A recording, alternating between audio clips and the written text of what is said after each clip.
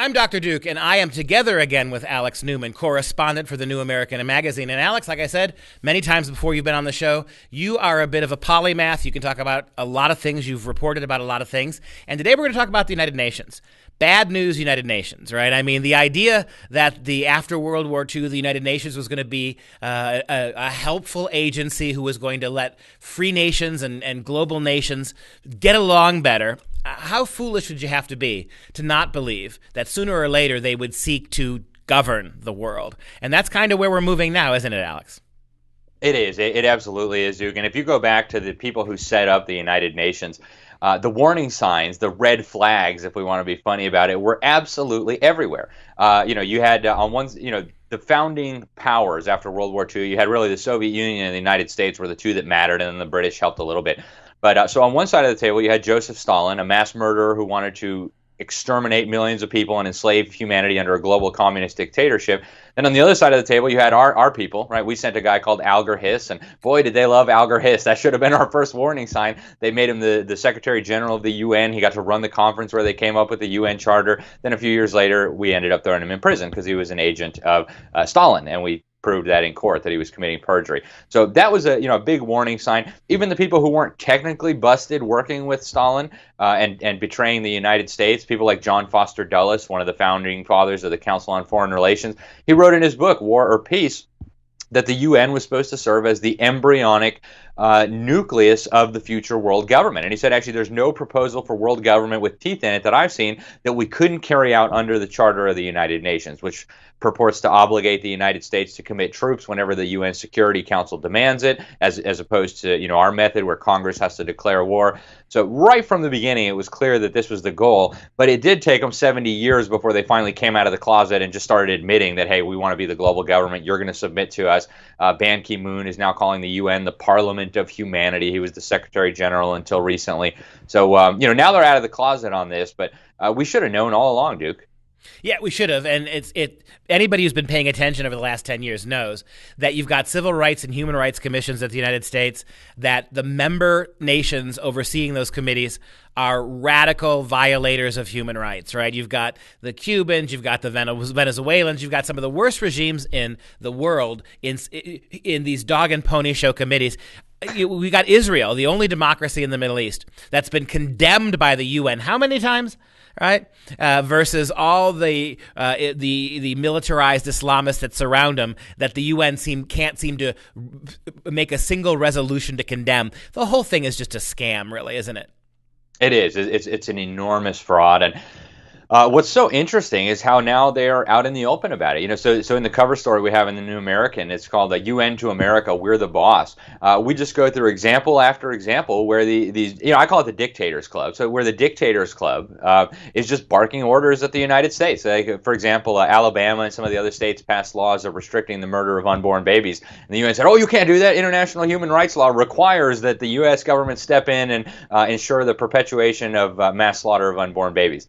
Trump tried to, lock down the border and implement actually U.S. law. U.S. law does not allow people to come to the United States from Central America, crossing through a safe country, Mexico, and then claim, oh, there's violence and poverty in my country, so I need to be a refugee. U.S. law is very clear. Those are not reasons to become a refugee. And if you pass through a safe country, Mexico, you cannot come and claim asylum in the United States. That's not how refugee law works in the United States. Well, Trump tried to implement this, which, is U.S. law. This was passed by Congress. The UN said, oh, no, you can't do that. You have to let them onto your territory. You have to give them refugee status. You have to let them have a hearing.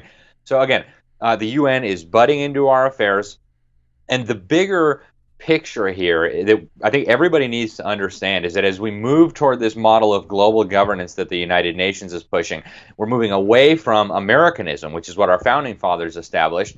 And the two are as different as night and day. There are some very superficial similarities, but when you compare the UN's vision of human rights with the founding fathers' vision of inalienable, God-given rights, the two are for all intents and purposes, they are opposites. And so we really dig into that in the article. And isn't it amazing that you've got the UN dictating our border law, our refugee laws, how we will and won't do things? And it's interesting to me that the Roman Catholic Church hierarchy is 100% behind the UN in this. So we've got a godless UN who argues that our rights derive from government, the UN, not from God. And then you got the hierarchy of the Roman Catholic Church, who is calling for, you and I did a conversation about this a couple weeks ago, for a global education system, right? A collectivist global education system that fits right in with UNESCO that would ultimately destroy Christian education. If you're giving kids a monolithic global education, by definition, that will be not only not a religious education, it will be anti-religious education. And this is the leader of roughly 2 billion Roman Catholics becoming more of a UN globalist than he is watching out for actual Christian values.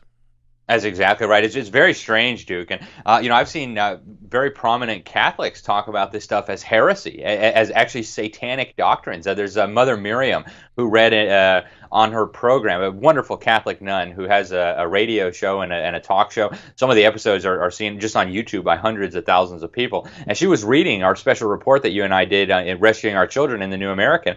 And in that episode, she talks about some of the stuff that the Pope is saying, like that we have to obey the United Nations and that we need a global village to educate the children for a new humanism. She says, not only are we not required to obey this stuff that the Pope is saying as Catholics, right? These contradict Catholic teaching. She said these are heresies. These are satanic ideas that the Pope is spreading, and we are not obligated to obey them. Yes, we need to be respectful of the Pope's office and the Pope himself, but we do not need to obey these things. And it's all converging in this globalist nightmare that is coming into view now. And this whole issue of the difference between God-given rights and human rights is, I think, going to become more and more fundamental. So what we went through in our article, we talk about how the UN is actually claiming that our God-given rights are violations of human rights. So they say that spanking your children as a disciplinary tool is a violation of human rights, and that the U.S. government needs to throw parents in jail who discipline their children that way. They say that gun rights are a violation of international human rights law because racism and other things that have absolutely nothing to do with gun rights. They say that self-defense laws violation of UN human rights. They say free speech violation of human rights. So you have a dictators club that is completely out of control, and unless we take urgent steps to put a stop to this, it's going to swallow our freedom and it's going to swallow our country. Do you find we got a couple of minutes left, Alex. Do you find anywhere in the world this is being countered? We get some Eastern European countries that seem to be standing up a little bit to this. Poland to a lesser degree. Hungary seems to be aware of it. You've got factions inside America who are trying to fight back against this. But it's amazing to me how the Republicans of the United States seem to be just as bad as the Democrats and willing to cede global oversight to the UN. Where is the real pushback going to come, if it comes at all? Yeah, well, there is an interesting resistance movement developing. I think Trump has really emboldened a lot of people around the world to take action here. So you have Jair Bolsonaro in Brazil, who talks about the UN's global warming scam as a Marxist ruse to destroy Western civilization. They told the UN, you can take your climate circus elsewhere, because they were originally scheduled to be in Brazil. This was scheduled back when Brazil had a communist government. They said, no, you can take your clown show somewhere else. Thank you very much. It's not coming to Brazil.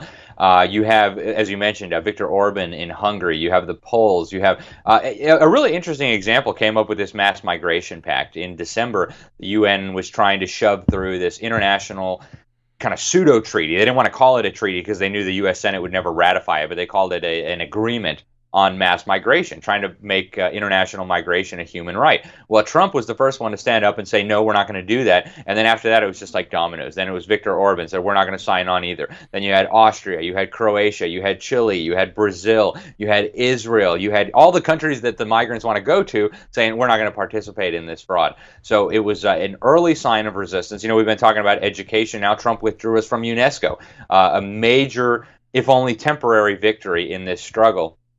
Trump has gotten us out of multiple UN agreements. He's now in the process of getting us out of the Paris Agreement. We've got to hope that goes through. So a lot of progress on this front. You won't hear about it from the fake media unless it's to demonize Trump. But there is a powerful resistance movement building against this globalism. Trump's speech at the UN General Assembly gave some very interesting comments on all this. So it's a fascinating time to be alive, Duke.